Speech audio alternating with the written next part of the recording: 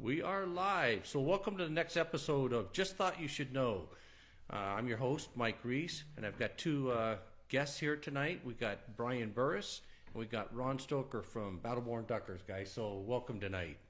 Thanks for having us, Mike. Yeah, we're excited to be here and talk a little bit about what we want to talk about. So yeah, there's a lot of guys that are wanting to see this. Our topic tonight is the possible banning of coyote calling contests. We're going to talk about some of the whys. Where did this come from? What would it accomplish, if anything? Those sorts of things. And so, if you've guys got friends or co-hunters that you'd like to see hear this, we're going to give you time to go ahead and share this right now with other groups. So we'll take a second here and let you go ahead and click on those and stuff. But we're going to give you a recap of what actually took place. So down here in Las Vegas, the Clark County commissioners, according to Channel 13, went and did a resolution. What a resolution is, it's basically a letter that's going to be sent to NDOW, Nevada Department of Wildlife, to their state wildlife commissioners. These are governor appointed. These are not elected officials. There's 9 members on this board. What they're proposing to do is to ban coyote calling contests. They're not trying to ban coyote hunting. They're just trying to ban you can't go out with your friends. that sounds like a slippery slope, though. You know, you ban one, then it's on to the next one. Yeah, Give them an inch to take a mile. You know. Yeah. So let's get started.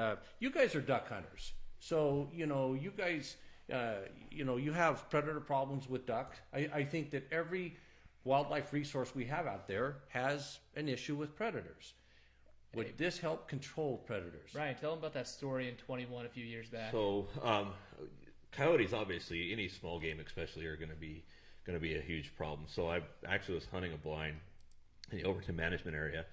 During duck season, with a bunch of shotguns going off. And it was pretty crazy. I mean, people shoot a lot out there, and I kept getting birds coming into my bulrush, and they'd get right to the edge of the bulrush, and they'd flare really hard. And I'm like, yeah, there's nothing.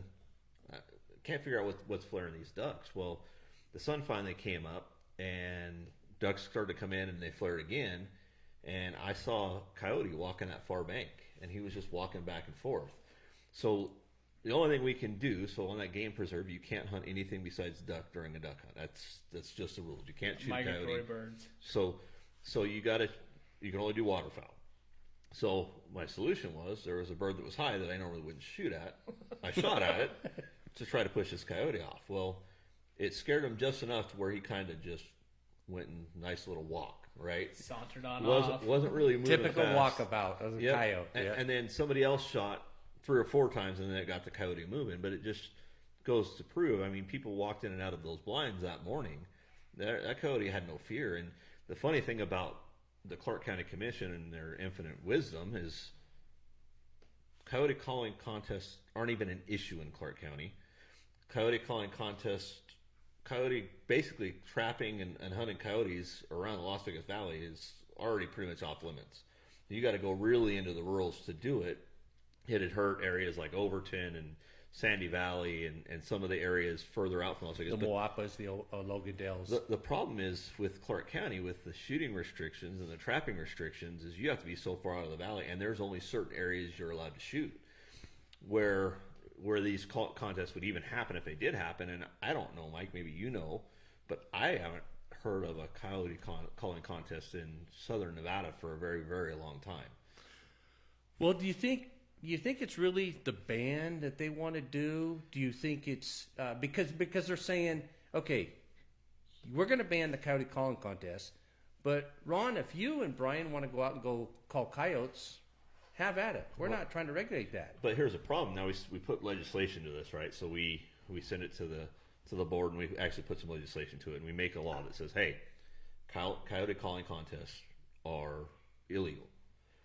So you cannot, for more than one hunter, you can't have a prize or however you want to do it. Generally, and you know this, Mike, from working with the legislature, generally this legislation is not very well written a lot of times. And so what happens is they now put that into a rule. Now you and I, Mike, want to go out and we want to go coyote calling. You know, we come from the golf world where closest to the pen wins. So maybe we say, hey, $5 whoever gets the biggest dog, right? Yeah. Friendly wager, right? That now becomes illegal. So it affects that. My personal opinion. But is it a science illegal? Because our wildlife is touted to manage by science. Yeah, and that's what we're doing. And the reason we have coyote calling contests, I think that's a key to put out first, is you're banning something that we need. So the coyote calling contest, what they're doing is they're managing that resource. So they're bringing that number of coyotes down that are excessively overgrown right now. The populations are extremely high, and you're bringing those into a manageable level. So we're going to be able to increase our big game populations. We're going to be able to increase our waterfowl, small game populations, our doves, our rabbits. All that stuff will be able to increase a little bit. And our farmers are going to be able to control their crops and their animals and their cows, because but they still do that without the contest. They do without the contest, but what happens with the contest is now you have a problem. These contests, you know as well as I do, these contests aren't happening at Tule Springs, right? Right. These contests are for the most part happening in northern Nevada, where there's a lot of farmland. They have a big coyote problem out there, and so they're able to cull a large number of coyotes in a given area relatively quickly. We all go out as a group and we hunt one or two coyotes. That's great. We have one or two coyotes for a weekend for an area. You get a group that comes in and takes 40 out of that area. It's going to take a while for that 40 to regenerate into that area. And these hunters aren't coming out. And I know part of the problem I have with the way it is it's partly ignorance. They don't know any better. But they come and they're like, oh, it's just mass slaughter. It's just a mass slaughter of animals. Well, it's not a mass slaughter of animals. You're taking 40 animals out of 700 animals that are sitting out there. Okay, so let me stop you there for a second. Let's discuss the vocabulary slaughter, because you see that in the headlines. So if you were going to go to Webster's dictionary and look it up, it's two words that describe slaughter: to kill. Yep. So why don't we have headlines that say illegal aliens come into our country and slaughter American citizens? Because that's not the narrative they want to push, right? It's all about pushing that narrative. And what people understand is, I've never hunted a coyote calling contest. I know guys that have. I have friends that have. But what people don't realize is trapping and these coyote calling contests are the low-hanging fruit, right? Very, very low-hanging. So it's easy to get people riled up when you use an ignorant term like slaughter. Okay. Instead of harvest. So you say harvest, and it still means killing the animal, taking the animal, right? So you use slaughter, and it's made to drive an emotion. So a lot of politics nowadays is driven off of emotion. We see you can't call, say, illegal alien. It's undocumented. Whatever. But what does emotion have to do with scientific management? It doesn't, and that's the problem. Is the county commission has no idea anything about the scientific management of these game animals. They're not trained. They're not hunters. I mean, I'm telling you, they're not hunters that are going out and making these decisions. They're coming from an urban environment. So you get the Las Vegas Valley. You got a couple million people in the Las Vegas Valley, somewhere around there. 2 million. And so you've got people that are coming from an urban environment, many of who have never been out of that urban environment, that don't hunt, that don't fish, they don't go to the outdoors. I just saw a video the other day, and they've made trapping illegal pretty much around the Las Vegas Valley. It's illegal to trap anything out there. There's now complaining and people throwing a fit because there's a mountain lion running in the neighborhoods in Las Vegas. Yeah, we've had a few mountain lions just in the last month here on the west side of town. And a mountain lion will kill you. Absolutely. I mean, it's a opportunistic hunter, and so if you're not paying attention, it might not kill you, but it'll definitely kill your dogs or these nice little pets everybody's got running around their backyard. That's what they thought in California too. Like a T-Rex, Well, they put it out for them to eat. Here's the problem that I have with this, is you have 7 members on Clark County Board of Commissioners that wants to tell Winnemucca, Nevada, you guys can't have a coyote calling contest. Now, what do they have to do with Winnemucca, Lincoln County, White Pine County, Story? Well, and that's the problem. That's the problem with the way our state's set up right now. Unfortunately, is so you've got the most powerful board in the state of Nevada is what? The Clark County Commission. Clark County Commission, right? The Clark County Commission is one political persuasion. They're not pro hunter. They're not they're not pro trapper, but they also don't manage an excessive amount of farmland. They don't have the same problems as we have in Winnemucca or Battle Mountain or those places. There's no mining around the area. There's no, I mean, yeah, we have some farming. You go up to Sandy Valley and you got some hay farms. You go out to Moapa Valley and you've got some hay fields and stuff like that to manage. But there is no really true large-scale commercial beside the sod farms. Hey, but Brian, you don't think coyotes are a problem in Clark County? No, I think the coyotes are a problem in Clark County. But don't get me started on that one. No, I want to hear it, Mike. Talk about coyotes in Clark County. Okay, I want to hear about it. Okay, so talk about that phone call line you were telling me about the other oh day. man, so in the 2011 legislature, they had a bill called SB 226. Okay, and that addressed some of this stuff. And what came of that is trapping in the Las Vegas Valley, not coyote calling, nothing. Just they started with trapping.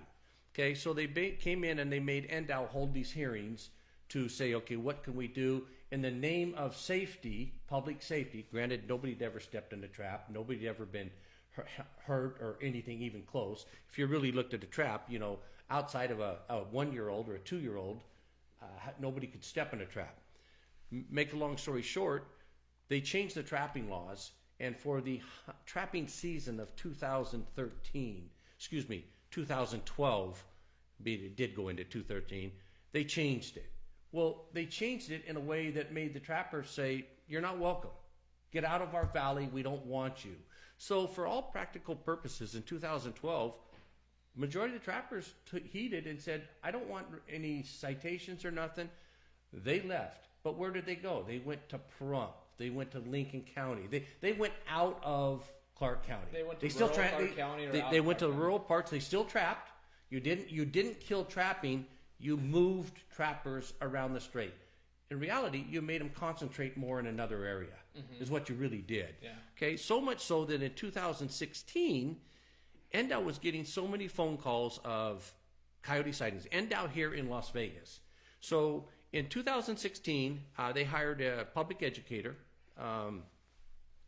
and his main job was to educate the public on coyotes. Basically, answer the telephone when they called a claim. In 2016, they got 925 phone calls. I'll bet you they didn't have 925 phone calls for the previous 2 decades of coyote sightings. Okay? You move forward to 2017, the following year, you had 1,275. These are just phone calls to NDOW. I'm not saying every coyote got reported. And I'm not saying that phone call might have been, one phone call might have been, or 4 phone calls might have been the same coyote. It's just moving through the neighborhood, so as they're moving, these people. But fast forward to 2018, which is the last year they kept keeping track of it, they had 1,661 calls.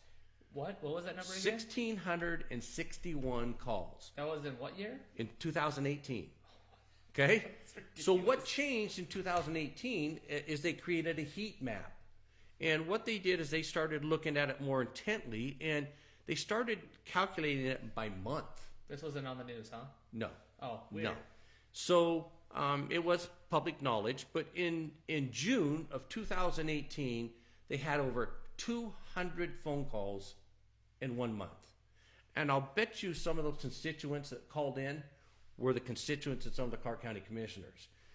What we had in 2013, we had 11 schools on lockdown. Now, what does a lockdown mean?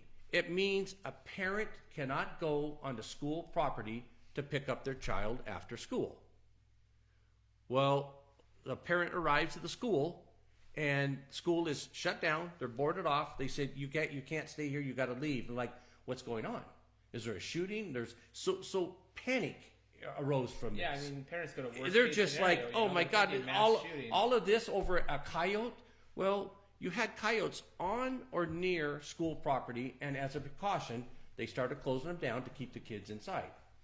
So much so that Metro arrived, had a coyote on a school property, left the school property, went into the neighborhood, leaving the neighborhood, coming back towards, had people chasing it, coming back towards the school, and a Metro officer shot it. Boy, did he catch hell. I would hate to be that officer because it was a case of damned if he did or damned if he didn't. Well, we put these guys in a tough spot. I mean, we really do. and they're just trying to do their job. And what people, and I, personally, I get so sick of the bleeding heart verbiage and the slaughter and this and that. If people would understand that, I think it's somewhere in the neighborhood of 60%. So you have to kill 60% of a herd before you have a reduction in the coyote population, because a coyote is a unique animal. So if you kill a big cat, you kill a mountain lion, right? We harvest a mountain lion. That mountain lion, and you put pressure on that group, they don't increase their reproduction rate. A coyote actually changes their reproduction, the way their reproduction system works, and they actually produce more pups, and they breed faster. And so they're actually trying as a safety measure, trying to make sure that our population doesn't decrease. So if we stop at 20-30%, guess what? We've increased that drive, right? So we've increased that drive for them to reproduce. Now they're reproducing twice as many pups. And when they produce twice as many pups, we tried to reduce the herd by 20%, and the herd grew by 40%. See, and I'm one of the guys that does not believe that. Okay, I mean, tell us why, Mike. Flat. Because I've heard this from several people. Everybody I know that it's into that. It's almost like, here's the narrative, everybody spread it. So I've asked the question: show me the study. Tell me. I don't believe it, and I'll tell you why. There's a couple reasons. Number one, dead coyotes don't reproduce. They don't. Okay, that is simple. They do not reproduce. Now, they say, well, it creates a vacuum. Okay, so what that tells me is, if I take out a coyote in Clark County, how does a coyote in Pahrump know there's an opening there? I don't think it creates a vacuum. I think what it does is, since they are pack animals, yeah. So that pack is a tight knit group, right? And so they're the first year they are. Yeah, and they're gonna jostle there for power, and you're gonna have. You have one big male that's going to go in there, and he's going to rule the roost. You have the alpha. So that alpha male, when it disappears, they have to reproduce another alpha for that pack, and I think that's part of it. And I know there's a lot of guys that say it happens. There's a lot of guys that say it don't. There is no study on it officially, and that's listening to the commission, that last commission meeting. Everybody preaches that, and that was one of the things that came up at the commission meeting. One of the reasons he didn't like the coyote calling contest was because, well, we're just going to increase the rate of production. And did he say that at the commission meeting? Yeah. Which one said that? The new one. What's his name? The one we took on. Oh, Jacob said that. Okay, said that. Well, he comes from Montana. So. And his thing is, the Clark County. Yes, sir. Cab. Yeah, the cab. I got you. Not the commission, the Clark County cab. But yes, sir. Gotcha. So he didn't say it was happening or it wasn't happening. He was saying he wanted to see a study on it. Well, studies take a long time. You don't get a study done in a year. You get a study done in 10 years or 20 years. And so to get really accurate information, I think the problem we have is coyotes are not an ultra rare species. Well, I think they're like one of the most versatile species, because if you look back west, I mean, we've hunted coyotes hard for years, right? Mm-hmm. What else did we hunt hard when we first moved out here? Wolves. What happened to the wolves?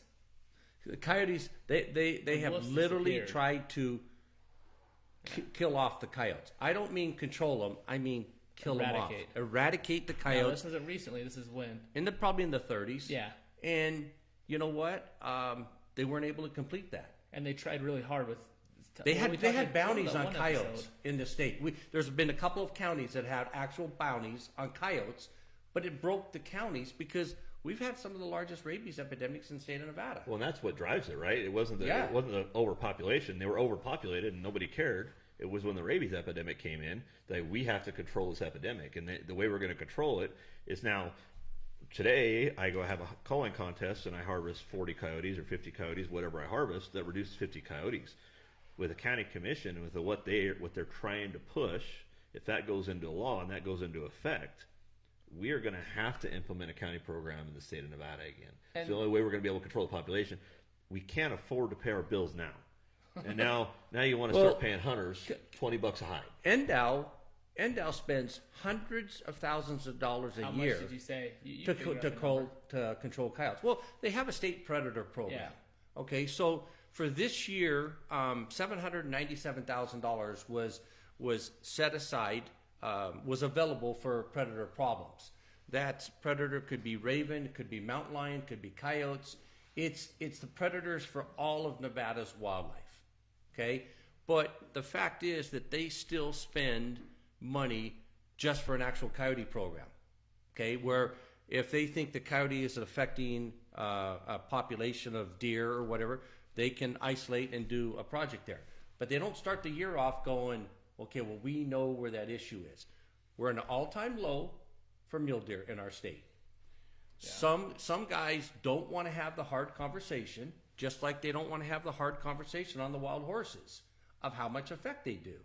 I think the most difficult decision is, what are we going to do with the horses if we round them up? The emotional side is, let's go ahead and put them in a pen, live out the rest of their life. We'll feed them, but they don't get to bask in the glory. But when you start going out and looking at how many are malnourished, diseased, it's a sad state of affairs. Now, if you want to talk emotion, that will really bring out the emotion when you see a horse in that. Absolutely. So the question I've tried to ask as many biologists as I can, not just from here. I've made phone calls back east to South Carolina. A quick story. I called one of the biologists back in South Carolina that had published a paper that I thought was very well done. He told me that in the state of South Carolina, the deer hunters, just the deer hunters, that year had harvested over 30,000 coyotes in South Carolina. They had such a problem with coyotes, they, being the Department of Wildlife, went and tagged 16 coyotes. And if you harvested one of those 16 coyotes, you were given a lifetime hunting license in that state. Really? It's a great program right there. Now, you look at what our county commissioners are trying to do. It's a marketing ploy, if you will, of how do we get more sportsmen to hunt more coyotes? Well, let's put tags on them, and if you harvest one, we'll give you a lifetime license. We've got more coyotes in Clark County than we've ever had in the history of the state, by far. So rather than trying to come up with an incentive of how do we control them, manage them, I'm not talking eradicate them, but just to manage them. Well, why, number one, why would you manage deer in an urban setting? Excuse me, deer. Why would you? Yeah, we got more deer coming into the urban areas than we've ever had before. But why would you try to manage coyotes in an urban setting? They've come in here. What we need to do is find out how do we lower their numbers, because there's been a white paper put out called the 7 Escalations of a Coyote. Well, the first escalation before an attack actually takes place, and people are going, well, how many? I've got that. It came from UC Davis, and the first level is you see a coyote as you're driving home from the grocery store late at night. You were out late, and bam, you just saw a glimpse of a coyote. But that coyote saw you, and bam, it's gone. Okay? The second level is you're coming back home. It's late at night. You see a coyote. He's the long ways away, but he just stands there and looks. And he goes and says, okay. The third line is you're driving home in the daytime, and you see a coyote cross the road, but he keeps on going. The fourth level is when you see it in the daylight, and he stands there and he doesn't run off. Keeps his distance, but he doesn't run off.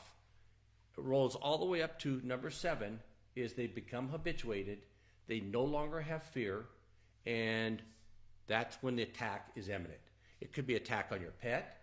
And yes, we have had in Clark County since 2012, we have had pets taken off leashes while the owner is walking their dog by a coyote. So some of the news stations have done stories on this. It's a lollipop for them. So, like, just to reiterate what you said like someone's walking their dog to the street and a coyote comes and pulls them while the animal's on a leash. Yes. You had Fluffy in Henderson. I mean, I happen to remember some of these. Now, let's fast forward to 2020.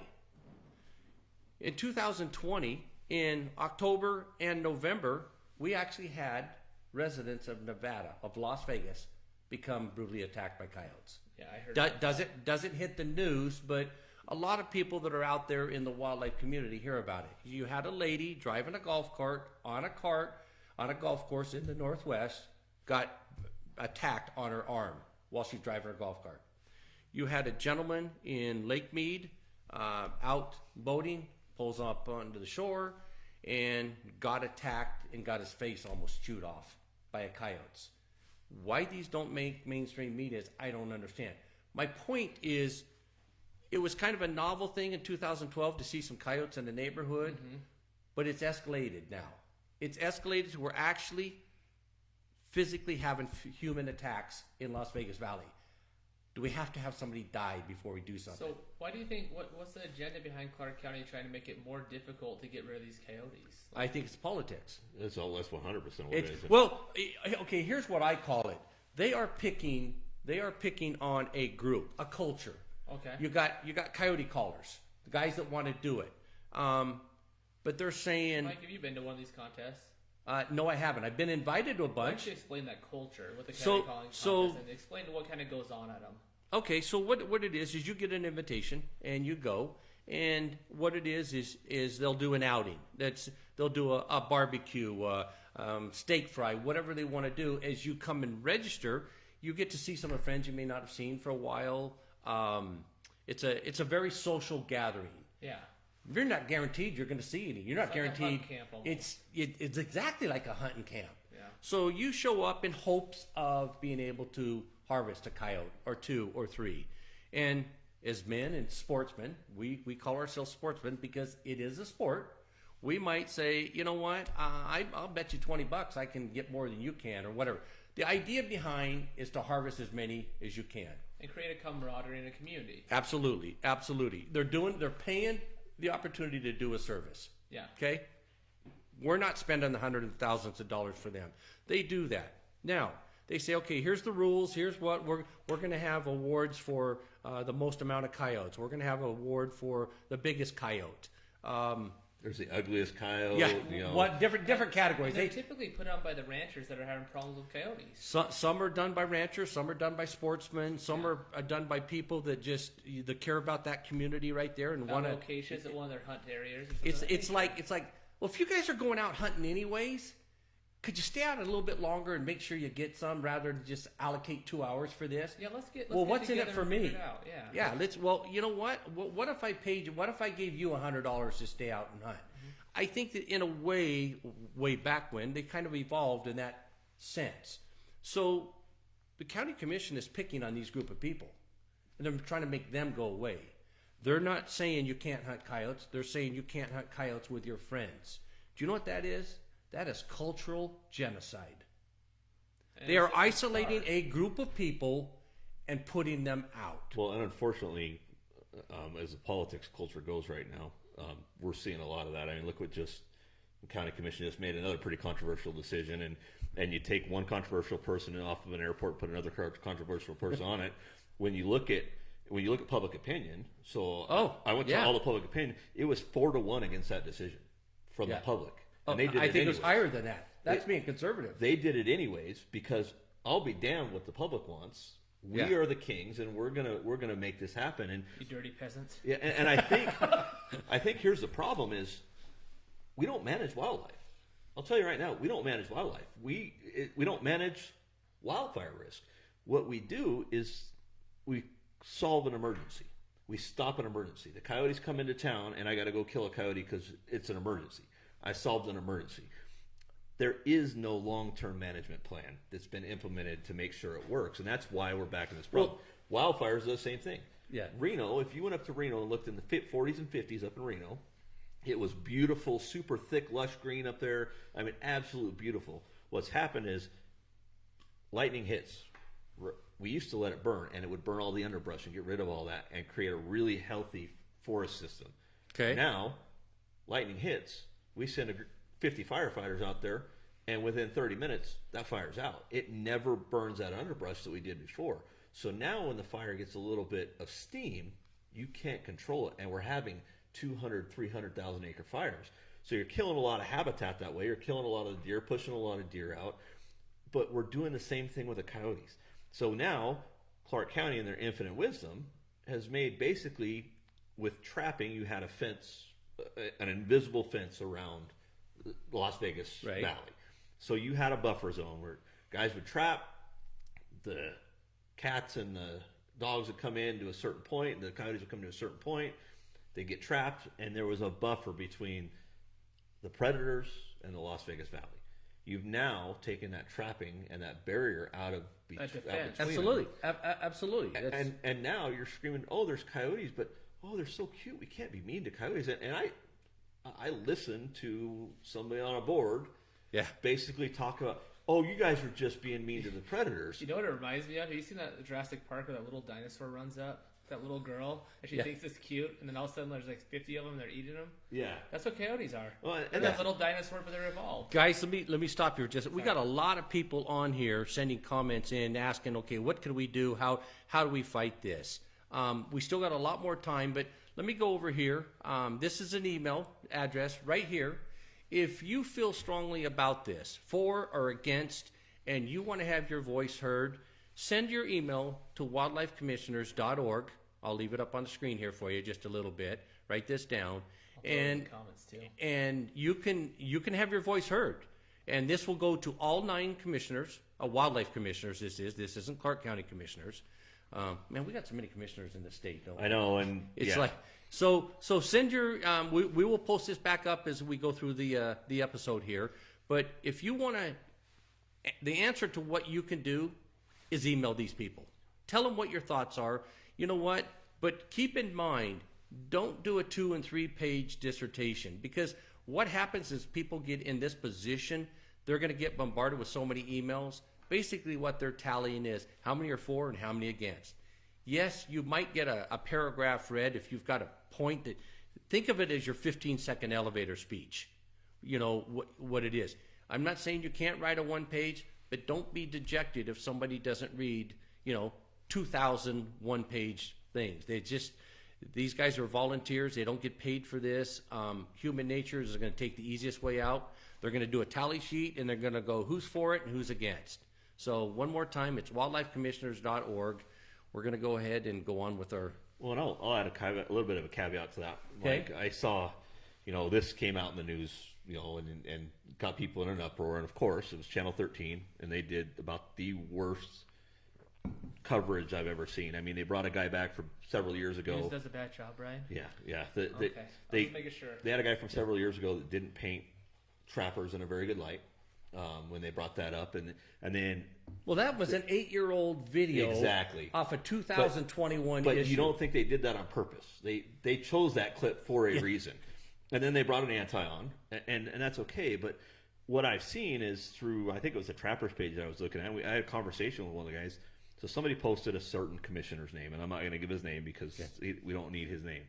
He is not a hunter-friendly guy. He's not going to be a trapper and hunter-friendly guy. We know that. And so they keep calling him, and his answer is, well, I just don't like the social stigma that it brings, and I don't think you're going to change my mind. So they're like, oh, this is a lost cause. We're not going to ever get any change. I'm like, that's not even the right person to talk to. There's 9 on there, guys. I'm like, they're on our side for the most part. I go, if you're going to talk to just one of them, and you're only going to want to talk to one of them, go to the top. If anything, go to the top and say, hey, good point. That's a good point. You know what? Let's talk about that commission, the makeup of that, because some of our viewers may not understand what it is. But real quickly, it's a 9-member board that is appointed by the governor. And in statute, it says the makeup of those 9 members must be 5 of them are a sportsman's rep. They represent the sportsmen and their point of view. Maybe not their own, but they are there to represent sportsmen. Hence, that's why you want to send your emails in. Okay, that's sportsmen. Now you have a member of the general public. That's something that doesn't have a hunting and fishing license, probably never been, but they're supposed to speak for the general public. Next one you have is a conservationist. Okay, he's supposed to speak for the conservation community. Then you have 2 left. One is from the ranching community, and one is for the farming community. So of the 9 people, 5 are sportsmen. You would think that this is a slam dunk. But when you put emotion and stuff in there, where you've got a lot of antis, well, you shouldn't put pictures out of this and push that. I tend to agree with that. I agree too. Because it doesn't put it in a light. But here's a fact. We as sportsmen know before we ever go to the field, we are going to the field. The politically correct term is to harvest. Yep. But we all know we're going to kill it. Okay, with that being said, you have 200, almost 300 employees of NDOW who exist because we as sportsmen kill animals. Well, and we pay the bill. We actually do pay the bill. That's the thing, is we pay the bill, right? So there is not a conservation program that NDOW touches that the sportsmen don't have a large pocketbook in. You're right. And I think that's an important thing. And I think what people need to understand is, I think you look at that, and so there's got to be one member from the conservation community, right? Yes. It's kind of a little But bit of a misnomer. aren't you a member? I am a member of the public. I'm a member of the public, and you know what? How do you know you're a member of the public? Because I'm in the public. I live Because the IRS tells you Yeah. you don't get any special the deductions. IRS sends me a nice little letter and says, "Hey, you need to support some people that don't pay into the system so they can eat." And I pay them a lot of money. So you are two hats. You're the public and you are a sportsman. But I'm also the conservationists. So we think of the conservationists. What do we think of? We think of the PETA groups and Sierra Club and those groups. I will tell you, Ron and I are conservationists. We serve on the board of a wildlife conservation program. Organization, you do. So just because it's a conservationist doesn't necessarily mean it's a bad thing for hunters, because that group for us is a pro-hunting group. And that's what we're doing, is we're improving habitat for the hunters and for everybody else to enjoy, because I can't harvest an animal in a bad environment. It's not going to happen. If I don't have any feed and forage for these animals, if I don't have water for these animals, there's no animals to harvest. And so, as these conservation clubs, and Ron and I remember a WIN, Wildlife Habitat Improvement of Nevada, we go out and we build drinkers and we build habitats, and we do all sorts of things to improve that environment. So just because it says it's a conservation spot doesn't mean that you can't have a sportsman in that conservation spot. So our goal, another goal we have as sportsmen, is to promote these guys to those people in charge. And so when the governor appoints it, make sure the government's heard from the sportsman community who they want to fill those spots. Yeah. And that happens. So we write one letter because we're not happy with an event. How many people are actually still going to go sit and listen to a board meeting? How many people are going to stand up and make their voice heard in a board meeting? I understand in that commission meeting, I understand that people aren't comfortable with it. Some people aren't comfortable with it. But they need the letters, but they need the constant feedback from us. If they're hearing from us only when we have a problem once every 2 or 3 years, and that's the sportsmen, we do not do ourselves any favor. We'll have 50 antis at a meeting and 2 sportsmen. You're right. You're right. And so the commission can only say, look, it's 50 to 2 in support of banning this. Well, then why do we need a commission? All you got to do is count up the emails that come in. If you're going to manage that way, well, that's not science. And it's not science. And I think, but I think it becomes a political thing, because those appointees don't get appointed because just out of their free will. You hit the nail on the head. Our governor is not going to appoint a conservative right now. We kind of know that. So when we have that happen, you have to control what you can control. So if they're going to do something to stop trapping, or they're going to impose some limits on this, or impose some limits on that, they're going to talk about setting limits. Don't you think as sportsmen we ought to show up and make our voices heard? I couldn't agree more. And as I talk to people, I mean, let me defend the commissioners for a second, because the commissioners are governor appointed. But I think in their heart of hearts, you at least the 5 sportsmen you have says, I want to represent the sportsmen. I got no idea what they want. Why? Because I don't know who to go call, but my name, my email, and all that stuff is out on the website. Tell me how I can best represent you as your rep. But if you don't tell them, it's like men said to women, I can't read your mind. Tell me what you're thinking. And that's the funny thing, because I serve on a town board, and that's one of the things that we have issues with, is I'll have people come to me in the grocery store and all these places and say, man, I really don't like this, blah, blah, blah, blah, blah. When it's time for them to show up and make their point known in front of the rest of the board, okay, they don't. So when I go to a board and I say, well, I was in the grocery store and 10 people came up to me and said this, and there's one person in a meeting saying exactly the opposite, they're like, well, I think that's just what he wants. Yeah. This is your most valuable tool right here. Just Absolutely. put it up on the screen again. You guys can talk about what firearms you have, what bow you have. This right here is your strongest weapon you have in your arsenal. We call them keyboard warriors or whatever, but this right here is the one who regulates what you do. They need to hear from you. I personally would love to see 10,000 emails come in. And everybody goes, 10,000 emails, that's a lot. But you know what? We had 52,600 Nevada residents in the year 2020 apply for big game tags. Well, it's not just limited. 10% of that's 5,000. It's not just limited to Nevada hunters either. How many hunters do we have that are out-of-state hunters? This last year, and from California, you had 10,100 that applied for big game tags. That's a good point. We had hunters from every state in the United States apply this last year for Nevada's big game. Now, you could chuckle, but we had 4 applications from Rhode Island. Well, They probably put in as a party, but hey. But you know what the funny thing is? So we talk about that, and we focus a lot on bringing Nevada hunters and getting some input from Nevada hunters to these Yes. commissioners. Nevada hunters have friends that aren't Nevada hunters. Yes, they do. Nevada hunters have friends all over people. I guarantee you get on that coalition page, I bet you there's guys in groups for wildlife organizations all across the country. Send this to those people. Have those people reach out and get a hold of them. Have the people that are going out and hiking and just maybe they've never wanted to harvest a big game animal, but they want to go out and see deer and elk, because that's going to directly affect their ability to do that as well, because the populations are going to go down. Get those clubs on our side. Get those clubs involved. Get that. The more letters that come in, the better. And they don't have to all be from Nevada. If they're sportsmen that are hunting in Nevada or fishing or whatever they're doing in Nevada, Or have lost the right somewhere else. they have just as big of a voice as we have when it comes to set, because they're paying that conservation tax too. So when people don't know this, if you're going to hunt ducks in Nevada, I have to buy a federal duck stamp. So I know where you're going with this, and I love this. This is the federal duck stamp. I have no problem with it. It's great. It goes back to duck conservation. I love it. The other thing the federal duck stamp does is non-hunters buy it, and it goes towards duck conservation. However, if you're out-of-state hunter and you hunt waterfowl in the state of Nevada, you still have to buy a federal duck stamp. Absolutely. But guess what? There's a special stamp for Nevada because you're from out of state. Yeah. So now if you're out of state, you have to buy an additional duck stamp to help the conservation of ducks in Nevada. In Nevada. And so you're actually a lot of times as an out-of-state participant putting more into that conservation fund.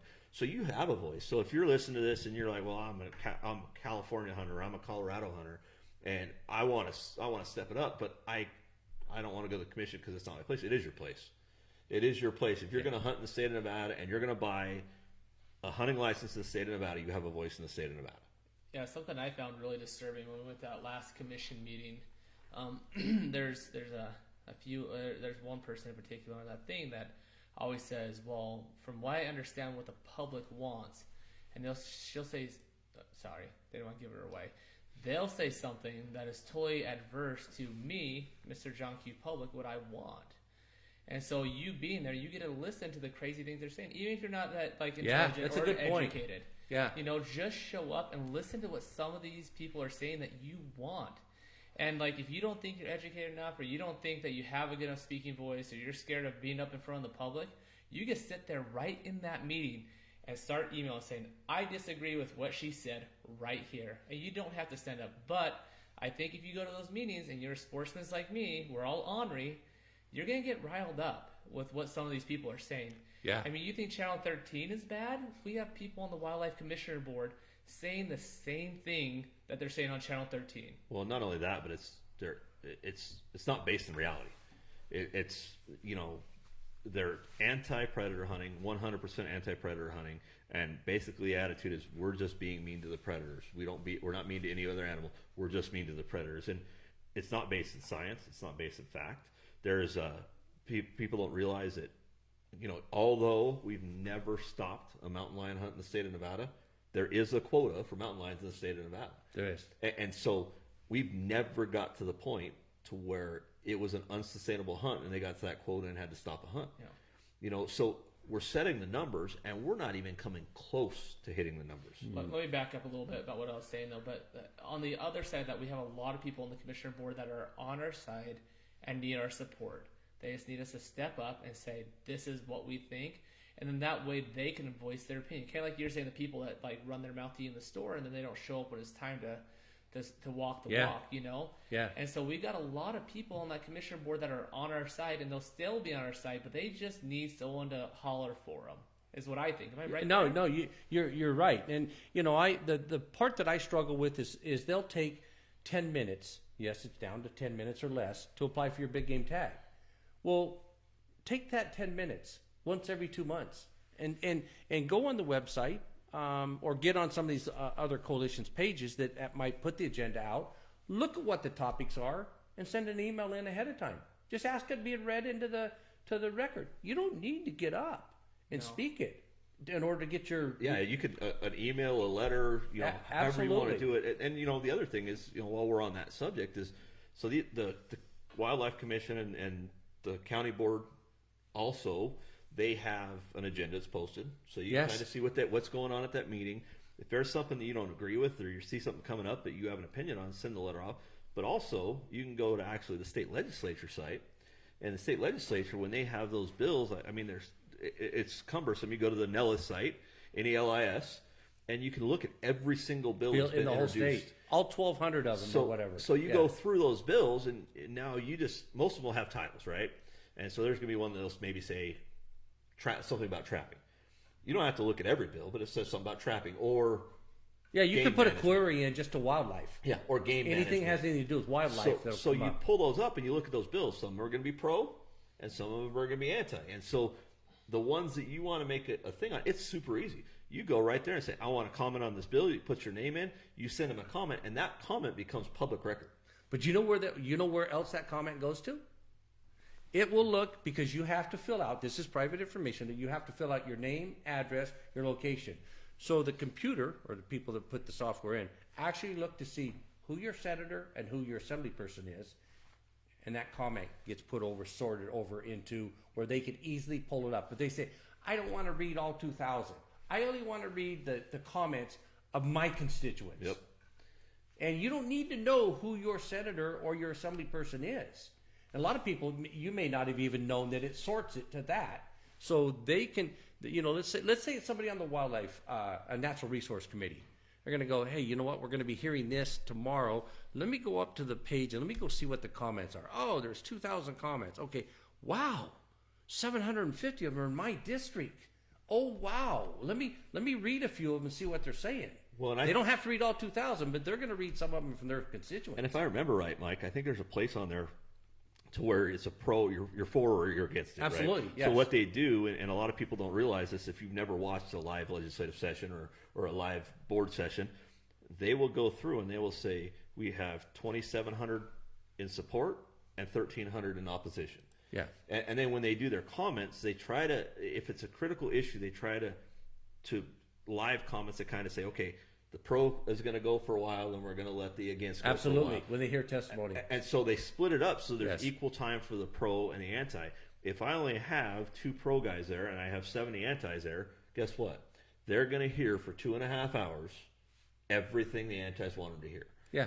And they're going to hear for 5 minutes. I think it's 6 minutes. I get down to 3 minutes a person for comment. They're going to hear for 6 minutes what the pros want.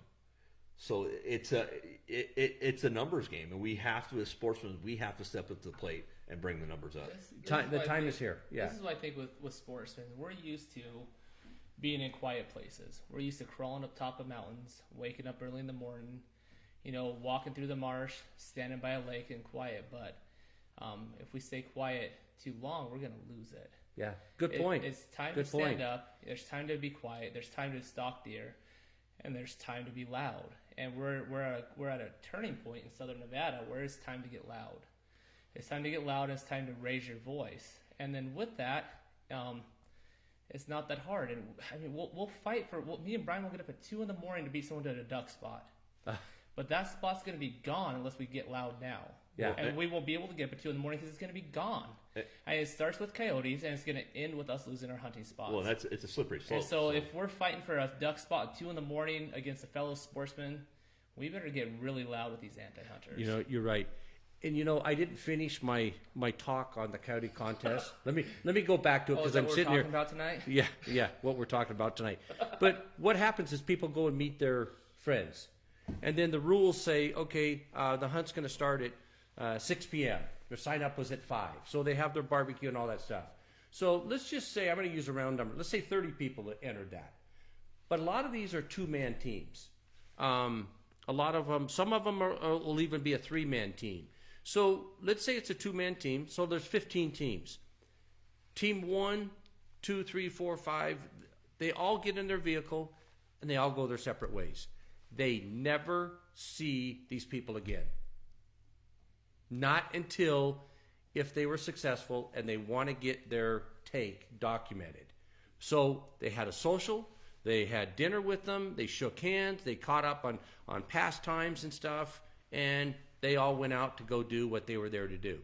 Let's say team number 1 got 2 coyotes, but they know that the last one was won because somebody got 4. And they go, you know what, we're 80 miles away, but our house is only 20 miles.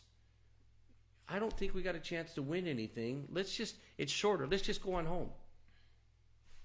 That's the end of it. Yeah. That's it. Well, but let's say they got 4. Now they're a little excited because they had a good day out in the field. Nobody else around, none of the other 30. The same 2 hunters that would have gone out coyote calling, even if it wasn't a competition, still go out. But now they got 4 to come home. I guarantee you, they may even call up some of their friends and say, hey, dude, we had a good day out there today and stuff. My point is, they may come in and say, you know, everybody else can gather. Well, where did you go? How did you do it? That's where the education process comes in, okay? And they're saying, well, what calls are you using? What caliber do you use? All of this, and that is where the exchange of ideas and information and knowledge takes place. That's the classroom, if you will. Now, if you're good enough friends, they say, you know what? Would you take me out? And you guys always do pretty good. Will you guys take me out and show me what you do? How do you do it and stuff? Because I want to be better at this than what I am. Having a mentor definitely curves that learning curve. And that's the part of it that it really, outside of just the word coyote competition, there is no competition between all 30. It's a single group that goes out, has no idea what the other guys are doing, and just is crossing their fingers that, hey, let's go to this spot. I think we can get some in there. And that's the social aspect of it for 1 hour. And I literally listened to the way it was described by the people that are pushing this. And the way it was described by them is basically you take that whole group of hunters and they just get in a big circle and they just kill every coyote in the middle of that circle. And that's the way. Would you shoot at somebody on the other end if there was a no, circle? that's the thing is I don't want anybody within about 10 miles of me if I'm shooting. To be honest with you, and to be honest, with their high-powered rifles. If we're right on top of each other, I don't care what you're hunting, whether it's coyotes or ducks or deer or whatever. If you're right on top of everybody, you're not going to harvest anything. Yeah, you're not. One person might get one shot, and then everything's gone after that. So I think it's I don't know. It's a misconception of what it is. They're educating the public that's ignorant to what actually goes on, and they're doing it on purpose so we can push that emotion because, heaven forbid, we make a decision based on facts when we can make a decision based on emotion. And that's what we're hoping. That's what we're hoping. That's going to take me into another subject, but that's what we're hoping the Wildlife Commission does. The Wildlife Commission, the governor appointed, is a regulatory commission, not a social. So you are to regulate policy and procedure. If you want to get into the emotion and the politics is what goes on in the legislature. Politics is what goes on at your city council meeting. Politics is what goes on at your county commission. Those guys need to be educated. And this is a prime example for the state wildlife commissioners to educate some county commissioners. That they need to stay in their lane. Exactly. Now, and the way that I back that up is I make a challenge to the Clark County commissioners. How many of you even know how many coyotes are harvested in a calling contest? I guarantee you none of them know. Are you going to tell us now, or do we have to wait? Well, it's a variable. It's not very many. I mean, if you get 30 or 40 coyotes in a contest, that's a big, super successful contest. Okay, so that's leading into my next point. So you're worried about a hunter making $100, $200, when the NDOW officials worried about that. are making a living off of us harvesting animals. Yeah. Almost 300 employees make a living because we kill something. Well, and it's so That's the reality. that NDOW group is a little bit different than most government organizations. So if I, Ways and Means, right? So we go to the Department of Agriculture, right? Well, that's taxpayer funded. Okay. Every bit of that comes from the taxpayer. It's, they're going to go out and check gas tanks and farms and this and that.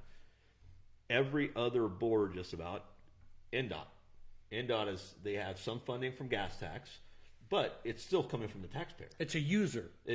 So NDOW is hunter funded. We buy hunting licenses, we buy stamps, we buy fishing licenses, we buy ammunition. The money from that ammunition sale goes back to the Pittman-Robertson Act. Absolutely. And comes back to us. We buy firearms. Money through the Pittman-Robertson Act comes back through us. Everything that we do as hunters is going into those coffers. NDOW would not have nearly the money they have, and they wouldn't have 350 employees if we didn't have hunters. They have less than 300. I don't know the exact. I want to say it's like 260, maybe as high as 200. But if we didn't have hunters, we'd have 20. Yeah. And that's the reality. These programs aren't funded on the backs of the taxpayer. They're funded on the backs of the sportsmen. And it's an important thing to note is distinction that we're paying for it. We're paying for the conservation. So the wildlife that these guys are taking pictures of, they don't tell you thank you for helping support that wildlife and reseeding once the fires come through and put water habitat in. Anybody that's taken a picture of a bighorn sheep should be going to the Fraternity of the Desert Bighorns, shaking their hands, absolutely, guys, and telling them thank you, because there would not be water for those sheep to drink if it wasn't for those boys. That is a very good success story in our state. We started in 1964. We had roughly 2,500 sheep. Sportsmen banded together, said, okay, what's the low-lying fruit here? What's the limiting factor for their population growth? Well, we live in a desert. It's water. So what did they start doing? They started doing water developments. Up to today, the Fraternity of the Desert Horn has helped with NDOW put over 1 million gallons of water around Las Vegas Valley. And this general public gets to see it, but they don't know who to thank. What's the news story on that? Well, there was. You want to know what the news story was? What was it? Governor Sisolak got on there on his Facebook, on his page, and posted that NDOW provided 300,000 gallons of water for the sheep. That was an emergency one, yes. But it wasn't NDOW. It was actually the fraternity that actually paid for everything. And NBU. And NBU. And they funded it. NDOW used their helicopter that the fraternity paid for. NBU. Yeah, and paid for the fuel and all that stuff. They provided the manpower. Yeah. But he's going to get the pat on the back because NDOW did it under my watch. And it's not true. The people that did it are the conservation groups. We talk about conservation. If it weren't for those boys, and they do a big banquet every year, and I will tell you at that banquet, just like at our wind banquet, sportsmen from every corner of a state come into that. Yeah, and conservationists. So those projects are important, and I'll tell you that we have one sportsman in town, and I won't name his name, but I will tell you he's got $1 million into buying heritage tags. There's a few that have done that. I know there's millions that have been donated beside. Hey, just a quick shout out, Kevin Ruff. He says something really cool. He says it's based on emotion, not fact. We got Chris Caleri, he's saying I'm not going to be any quiet anymore. he sounds like you he's go, pretty Chris. rowdy. Me and him get along. We got Eric Christensen. He's throwing up quite a few good things about coyotes on here. David Stillwater. Dave Stillwater. There's over 100 horses behind Potosi, and there's coyotes all over. So we've got a few. And then Ruben Rowe said you got to manage wildlife without emotion. So absolutely, it couldn't be said any clearer than that. David Stillwater's a trapper. No wonder he's aware of what's going on. So. Yeah. Well, that's a good point, because when you look at what's really going on out in the habitat, you talked about deforestation and stuff like that. the single biggest group of people in our state that really know what's going on in the outdoors because they're out there the most is the trapping community. Absolutely. And you know what? I'm not a trapper. I want to shake their hand for they're the ones who help protect our fawns, our calves, our waterfowl, our upland game. And they're the ones that get crapped. Oh my God! They walk around with a target on their back. Well, they're and they just keep on going. I trapped for about 2 years. I lost about 5 to 6 traps. Like, and people just steal them, and then I look bad, and I'm like, at the end of the day, you're not making that much off of fur, and you're like, this is not worth it. But as sportsmen, I make more working at McDonald's. As sportsmen, free hamburgers. We've not done the trappers any favors. It's easy to badmouth a trapper. Yeah. It's not unless you've been one. Yeah, and it's not my favorite. It's not my favorite way to harvest an animal. I'll be honest, but it's an easy one from an emotional standpoint to make a case to get rid of them, right? So Ryan don't like it because I made him walk through the mud once. But he lost you his know phone what? for a week. But the thing that astounds me. I'm a 50-year resident of Nevada. It astounds me that you start looking at all the people that show up to step to a mic and comment. Majority of them are trappers. Yeah, well, and most of them are the most knowledgeable, but you don't get much time to explain what you see and what you know because you're limited to 3 minutes. That's the beauty of an email. Nobody can cut you off. Just make a nice, cohesive email that send on out to the guys. And so it's easy, but it's easy to get rid of the trappers, right? Because there's nothing there's already a negative image against them, right? And so these calling contests are right at the same point. So we get rid of. First, they get rid of these trappers, right? Easy little hanging fruit. Well, what's the next little hanging fruit? Mountain lions, right? So we're going to get rid of lion hunters. Then it's going to be the waterfowlers because the waterfowlers are a small group. Oh, those cute little ducks. Those cute little duckies. Oh, we can't shoot those cute little duckies in the face anymore. More than I do. Do you guys know that here in Clark County, not to change the subject, John, but do you guys know that here in Clark County, when you talk about getting away with them, did you know that there was a push to ban fishing at Sunset Park? When? It's been in the last couple, I lose track of time, but in the last couple of years. It was heard at the Clark County Cab.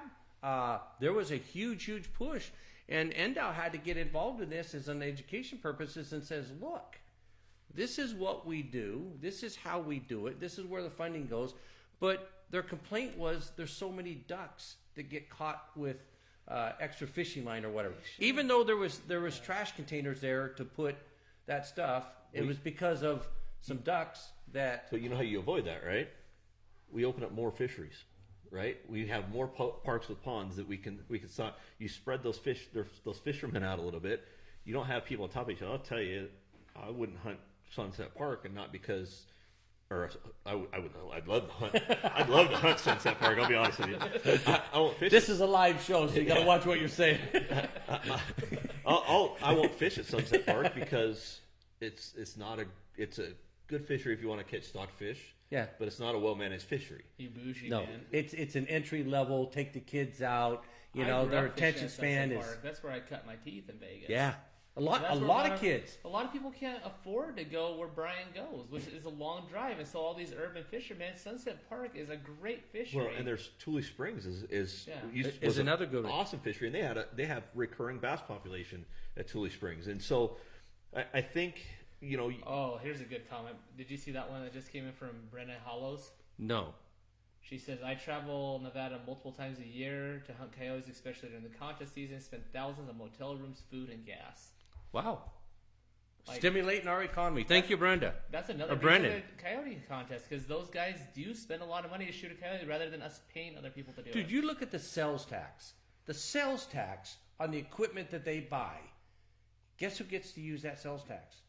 The general public. Exactly. Because it goes into the state's tax coffers. Well, and that's the one thing I will say about hunters is hunters that are really out to be good hunters and be the best hunters in hunt areas. I will tell you that not very many hunters get a hunt on Mount Charleston. There's very few tags that go out on Mount Charleston that hunt. So we're traveling. I'll tell you, Ron and I go up with the boys for a youth hunt. We're gone for a week, and we're spending money on gas to get up there. We're spending money on food when we're up there. We're spending money all the time. Ron and I take a couple trips a year to go hunt ducks and go fish and go to the Woods and Waters Club. Group, yeah. So we sent 50 people up to Ely that stimulated Ely's economy with 50 people. Oh, during the ice fishing tournament. Absolutely. We follow COVID procedures, Governor Sisolak. So, but these hunting groups and the coyote calling contest, they're going to a small community, and a lot of times it's a bar or a restaurant that's going to sponsor the program, right? That place is getting a huge boost, and that a lot of times that's enough money to push them to get them to make it through a tough year. Yeah. And with the way the governor's got the state shut down right now, these businesses need every single penny that they can get to survive. Yes. And we need to stop limiting people doing what they love, especially when it takes out a predator. 2, it stimulates the economy, and 3, it's good for the wildlife. David Stillwater just asked, as a trapper, when I see wildlife, I wonder did I save that wildlife? What do you think, Mike? What do you think Fawn's saving is, based on how many coyotes he took out? Well, I'm not a biologist, but from my own personal experience, having a ranch and seeing that stuff, I've made the claim that 80% of our fawns die in the first 60 days. Now, you can look at why. Is that because of predation? Is that because of disease? Is that because of water? Is that habitat? Why is that? But I look back to the data from the early 80s. We had our highest mule deer population in the late 80s. But if you look before that, a couple of the years before that, you had the highest prices on coyote furs. I mean, I've talked about this on another broadcast, but you get coyote pelts, you're getting them for $100. But back in the early 80s, I mean, you buy a 4-wheel drive truck for $10,000, $15,000. Exactly. You're a little over $1 a gallon for gas.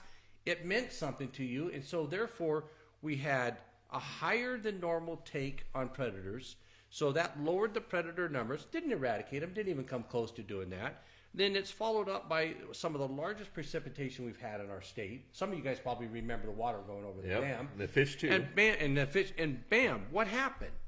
Mule deer population jumped all the way up to 260. Okay, that may or may not have been an anomaly, but Endow itself will admit it was a perfect storm because you'd gone in and you take out all of this predation, you came in and you added all this precipitation. It was not only for them to drink, but it helped fertilize the habitat for them. Absolutely. And so that happened. So fast forward to today, today's population of mule deer, guys, is around 90,000. So we're in a 30-year decline, and I think that the fur prices, they do fluctuate and stuff. I know that this last year there was a big push on coyotes, more so than the bobcats and stuff. But if we didn't take out, well, let me give you an example. There's no coyotes being taken out of Las Vegas. Yeah. I saved Las Vegas has got 2,000 coyotes. 8 years ago we had none. If a coyote, if you put a coyote side by side with a mule deer, in a perfect world, a mule deer is going to have 2 fawns. Okay, fawns drop. In a perfect world, a coyote den litter will be let's say 6 to 8. So if it is 8, you got 8 to 2. Yeah. You got 4 times more offspring ungulates from the coyote than you do the mule deer, and you got the Clark County Commissioner saying, "Stop the coyote calling contest." Well, and I don't see them saying, "Hey, if you want to save something, save our damn mule deer population." So if we see a trapper, you should thank him then. Absolutely, Yeah, 100%. absolutely. Well, and I think that Buy him a lunch. the funny thing is, so I've personally Hear witnessed that man, he's gonna buy you lunch, Mike. I've personally witnessed animal control come out, and when animal control came out, because they thought coyotes were trapped inside a fence, inside a facility with there's no vegetation in that facility, and so they thought they were trapped inside the fence. So they came in, and I happened to be there. Animal control's asking if I saw the coyotes. I'm like, yeah, they're out there running around next to that golf course. And her answer was, okay, they're not trapped to the fence and left. And Well, so they can't. Their hands are tied because that's not their. let's job. explain to the viewers why their hands are tied. Because that's not. They are for domestic animals. There you go. And Endow is for Responsible wildlife. for the managing the wildlife. And Endow doesn't have the resources because they don't have the money. Jurisdiction either. Because we're having to pay to hunt something that we want to hunt as hunters for free, or pay to hunt, and so it's a never-ending circle, and it keeps going back to ourselves. And so those 2 coyotes were next to a golf course with plenty of food. I mean, there's geese and ducks all over that golf course. They're never going anywhere. And in fact, why would they go anywhere? they're They've gonna got the Vegas buffet right there, man. And worst case scenario, Are you just jealous because the Coyotes can hunt at Sunset Park and you pretty can't? much. But worst case scenario, They have been out there. I It's, totally are. yeah. the worst case scenario is they shut down that golf course and everything dies. The ducks go away, the geese go away. Well, then what happens to those coyotes? Well, now they're in your neighborhood in your trash can after your dog, your cat. They're gonna find a food source. They're gonna survive. They're very good hunters, and they adapt so well. We have a live audience Yeah, here you tonight. got a question from your friend. He's a little bit of a troll, Joel. He says, "How's the ice fishing derby different from a coyote derby?" That's a good question. Yeah. Before I answer that, a couple of weeks ago down in Lake Havasu and stuff, Bass Pro put up $1 million for a bass derby. I saw that. $1 million. For an amateur, right? Was it Okay, an amateur? are we boycotting Bass Pro? No, because because they're putting money up and 'cause somebody can everything's win. bass are ugly. fish aren't furry. You know, it's only Yeah. furry animals that are important. Yeah. So in Joel's answer to that, I say none. Maybe we call it a coyote derby. And now sponsors carp derbies for kids. I like the idea of we tag 15 coyotes, and if you get one of them, you get a hunting license for life. Or you just get a mule deer Well, tag for the state. If we keep it up, if the Clark County Commissioners have their way, we will have deer hunters taking out 30,000 coyotes a year. And Why do you say that? Well, because if they're not being controlled, and that's one of the because limiting they'll be factors. overpopulated. Just Okay. like in South Carolina, they got out of hand and they had to take some drastic measures. There are counties just like Clark County in California, Long Beach and stuff, that actually allocated out of their budget for coyote control. They got so fed up with it. The constituents got so fed up with it in their neighborhoods. I mean, maybe we ought to start calling up our county commissioners every time we see a coyote in the neighborhood that's their district. oh man, we'd be calling every day, every night. Oh. Be like, I heard a coyote. Time to call. It's so I don't think that those guys. I think in the defense of the county commissioners, I think they need to become educated. Well- They could say the same thing about me. That I need to be educated on the social factor. But let me tell you what: if I have a choice between a coyote and my dog is a member of my family. Well, and He's a member of your pack. I mean, you love your dog. I don't let any coyotes in my I house. think Absolutely. we get a bad rap as hunters, and so people ask me what I'll hunt, and I'm like, can I eat it? And is it going to eat something that I can't eat? If it answers yes to one of those, then I'm going to hunt Yeah. it. I don't hunt. I don't do mounts. We'll do a Euro or something like that. I think there's 4 animals in my house that are mounted. I have 2 antelope and my kids 2 deer. Okay. But I don't do it for the mount. I do it to feed my family. I do it for the meat. I think it's a better source. I think what the general non-hunting public thinks hunters and sportsmen are is just a bunch of Don't say bloodthirsty- knuckle dragging Neanderthals. Well, they are that. I'm that. But they're just a bunch of bloodthirsty jerks You look the part. that are out there to go kill anything just for the fun of it, and they're just killing it and leaving it there to die. And the only thing that they're taking off of that is the fur. And I will tell you that there are hunters that do not eat the meat that they harvest. right. They donate the meat that they harvest. Absolutely, share it. And they donate it to food pantries or one of the I'm ones, recipient of it. one of the big things that's gets another bad rap is big game hunting in Africa. Oh, Trophy hunting, Oh, right? it's a whole other podcast. But that they is another podcast. but That's- they do- It's a great subject. I'm gonna have to write that one down. They Let's talk do- about Africa. do so much for those communities, and they feed those communities, and that's one of their major food sources is wild game on those. And so we're not bloodthirsty. I love to go and watch wildlife. I will tell you, I went out duck hunting with the youth. Well, hunt. Brian, when you don't draw a tag, what other choice do you Exactly. have? I get to do a watch lot it? of watching. I don't want to rub it in, but you're in the same boat as me. But my favorite hunt of the Because you season, talk bad about Endow. and we hunted a lot this season, but my favorite hunt of the season was actually this last Saturday, sitting in a blind where I Oh, that legally was- was not oh, allowed you to took shoot. those kids out, dude. That was absolutely awesome. And I got to do some calling and get these kids on ducks and let them watch these kids harvest ducks. I couldn't take a single shot, and that was the best hunt I had all week. You know or all what? I year. need to give you guys a plug because you guys started a program that you guys did. I'm going to give Doug Nielsen the credit for it for bringing it up at a banquet. Does Doug work at Endow? Doug works at Endo. Darn Indo. So you're trying to get a tag this year? So yeah. Hey, Yeah. I like you too, Doug. Yeah. If you're giving out tags, just saying. Yeah. No, Doug is a great guy. But Doug mentioned to you guys in the middle of a banquet, again, another social event. Oh my God, we're not Conservation supposed to event. be having that. That we need to introduce our youth to it. So he coined the phrase, "Take one, teach one." Yeah. And you guys did that this weekend. You guys took a bunch of youth. The adults were not allowed to hunt. They're not allowed to even have a gun. And you guys took a group of youth out duck hunting.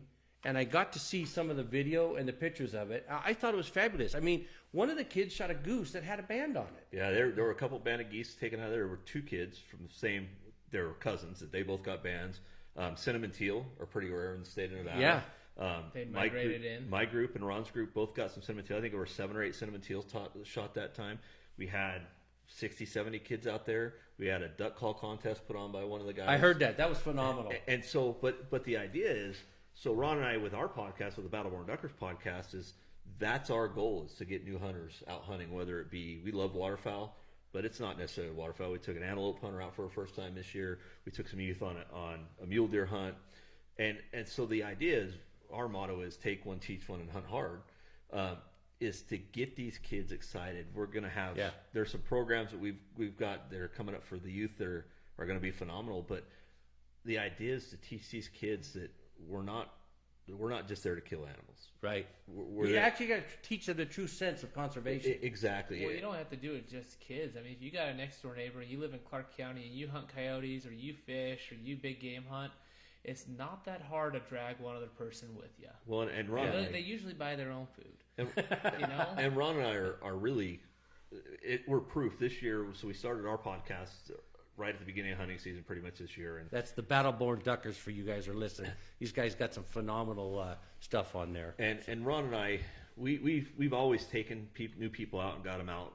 This year, I think we maybe had, I don't even know if we had a hunt where we didn't have a new person in the blind with us. It might not have been a new hunter, but new to the waterfowl sport. Yeah, new to the waterfowl sport. And so, our hunts were decreased a little bit from what we harvested, but we got a ton of new hunters out in the field that are excited about hunting and are excited about the conservation side. So these new hunters, one of our things is Ron and I really push the conservation side with them. Hey, come out and help us with the projects with WIN.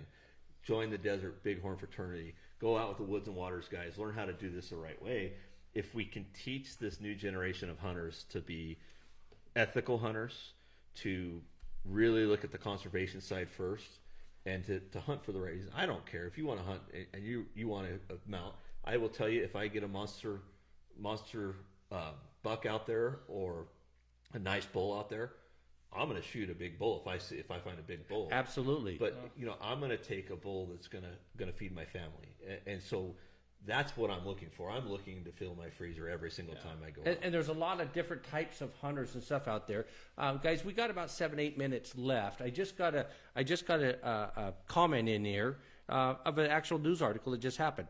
A coyote bit a child Tuesday morning in Moronga, California, police say. The child's mother chased the coyote away at about 8:30 a.m. near Campolinda Drive in Collie de Montana. KRON reported. The coyote was last seen running north on Collie, Montana. The coyote attacked without warning, KPIX reported. Hey, there's a link? I'll throw it in the comments, Mike. Will you text it to me real quick? Hey, while you're doing that, Mike, Dave, again, chimed in. He wants to know when the next CAB meeting is. March 12th. March 12th. Okay. Let me pull my calendar up. And there's some misnomer going around about the CAB meeting, too, is that there's no public comment. That's not true. So I'm sorry, it's March 16th, Tuesday, March 16th. And as of right now, that is a telephonic one. We're hoping with the governor relaxing some of the social distancing and stuff, that I'm crossing my fingers, hoping we get to meet in person. I think you will, because my town board meeting is actually in person. Is it? Next week, so we may be able to. So if you watch the Southern Nevada Coalition for Facebook's page, we try to put out the agenda for the Clark County CAB, and that'll tell you the time and place. This will be held at 500 Grand Central Parkway if we get to meet in person. And generally, it's in the Pueblo room. And if you don't get to meet in person, there's some misinformation going around that you can't make a comment on anything. No, you call in and you listen to it on the phone, and then you can make comments on the phone. So it'll ask for public comment, and you have the ability to make a public comment at that time too. But for those that don't know what the CAB is and how the whole thing works, so there's a board at the county level, and the counties all have one. and there's members of that board, and they say, okay, these are the numbers we want. This is the quotas we want to set. These are the hunting dates we want to set. Last time we set a bunch of hunting dates, right? Season dates, yes. Season dates. So these are the dates we want to set. And so the counties, the Clark County Board and the Nye County Board and the Lincoln County Board all submit their stuff, and then it goes to the State Wildlife Commission. Mm-hmm. The State Wildlife Commission looks at those recommendations from all the different boards, and then comes up with an informed opinion based on those boards and their desires. And they make the final decision.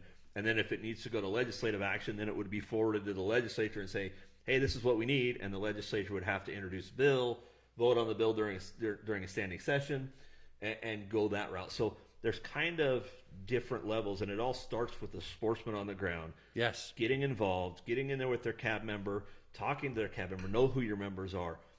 If you have the opportunity to take one of the members out hunting and just get the stuff in their head. Ron and I are super lucky because we have Mike's ear quite a bit. We took another member of the cab out. He wanted to hunt waterfowl. He's a great guy. And so we took him out with us and hunted waterfowl with him. But it gives us an opportunity to talk when it's not in a meeting. It's just to give him an overall thing. Yeah.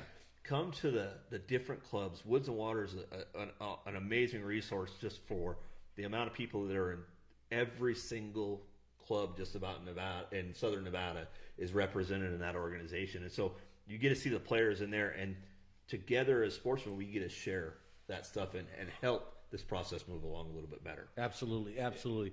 So guys, we're winding down. I'm going to flash it one more time. I just put it up. So for those of you guys that are energized, want to comment, you can comment right now. Get your phone out. Get your laptop out. It's wildlifecommissioners.org.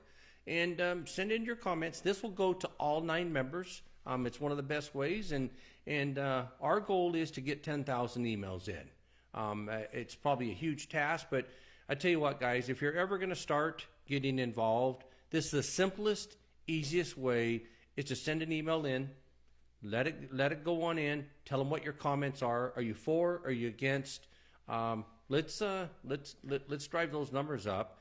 And Southern Nevada Coalition for Wildlife will be airing more episodes of this show, Just Thought You'd Like to Know, or Just Thought You Should Know. And we were going to try to do a weekly show, and if time allows, we will do a bi-weekly show twice a week, and we're going to have special guests and stuff on. These guys are always invited back, but I want to thank you guys for coming in, showing up. Watch the Battleborn Duckers podcast. There's some interesting podcasts that are on that. If you guys are headed out to your next favorite hunting spot, put it on. Listen to it and stuff. So, guys, thank you. I appreciate it. Anything else you guys want to add before we go off? No, like I said, it's super important that we as sportsmen get out and get our voices heard.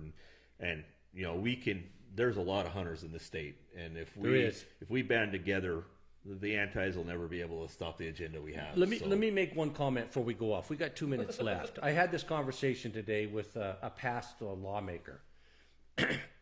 The gorilla in the room has basically been the culinary union. Some great people in there. A lot of those guys are sportsmen and stuff. But the culinary union is one who gets out in force, goes and votes. And if you look at how many sportsmen there are in the state of Nevada, we are double the size of the culinary union. If only 50% of our people would get involved, would vote, would send in comments, we could control the narrative. So guys, it's that easy. Pick up your computer, turn it on, grab your mouse, and go ahead and start typing away. Yeah, thank you, Mike. I think if you can, invite somebody new out that hasn't hunted before. Absolutely. Get more people on our team. Absolutely. Thanks. So, guys, we will post when our next live show is going to be. It's going to be sometime next week, probably on Tuesday. But thank you for viewing us. Let us know your comments. This will now turn to a post on the Facebook page, so you can continue to post. If you want to see more of this, let us know what topics you want us to cover. Guys, have a great evening, and we'll see you next week. Thank you.